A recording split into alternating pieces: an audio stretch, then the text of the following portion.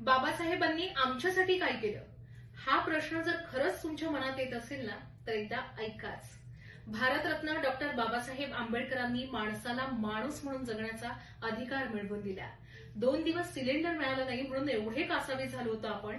एक काळ असा होता जेव्हा समाजातला एक मोठा घटक वर्षानुवर्ष पाण्याच्या एका घोटासाठीही अक्षरशः तडफडत होता.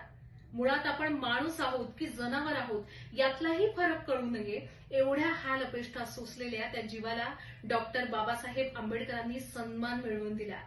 खरं तर डॉक्टर बाबासाहेब आंबेडकरांनी शोषितांसाठी, वंचितांसाठी जे कार्य केलं ते अफाट आहेच, पण सोबतच त्यांनी महिला सक्षमीकरणासाठी जे योगदान दिलं ते अतिशय महत्वाचं आहे.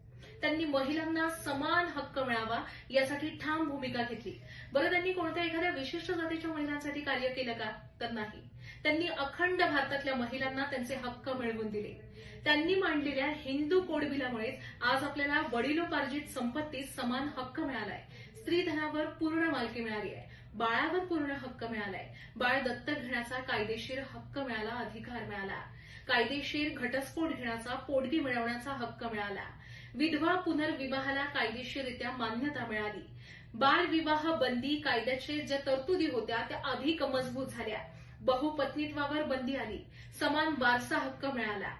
महिलांना समान हक्क मिळवून देणारं हिंदू कोड बिल जे डॉक्टर बाबासाहेब आंबेडकरांनी मांडलं होतं ते जेव्हा पहिल्यांदा संसदेत सादर झालं तेव्हा त्याला संमती नाही मिळाली आणि म्हणून डॉक्टर बाबासाहेब आंबेडकरांनी आपल्या कायदे मंत्रीपदाचा राजीनामा दिला. कारण सत्तेपेक्षा महिलांना स्वाभिमानानं जगता यावं हे त्यांच्यासाठी जास्त महत्वाचं होतं.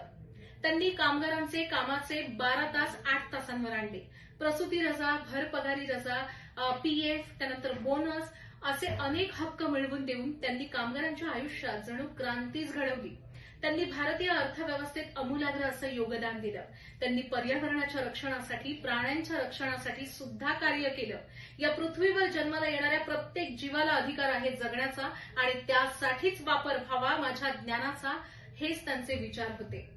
खरं तर डॉक्टर बाबासाहेब आंबेडकरांच्या विचारांचा, कार्याचा समुद्र हा एवढा अथांग आहे, एवढा अफाट आहे की त्याची दखल ही जगाला घ्यावीच लागली आणि म्हणूनच आज शेकडो देशांमध्ये डॉक्टर बाबासाहेब आंबेडकरांची जयंती साजरी होते. लक्षात घ्या, रक्ताचा एक थेंबही न सांडता केवळ वैचारिक लढा देऊन डॉक्टर बाबासाहेब आंबेडकरांनी एवढी मोठी राजकीय, सामाजिक क्रांती केली. त्यांनी केवळ अनेक पिढ्या नाही घडवल्या, त्यांनी अनेक कुळं उद्धारली. अशा महामानवाला कोटी कोटी प्रणाम.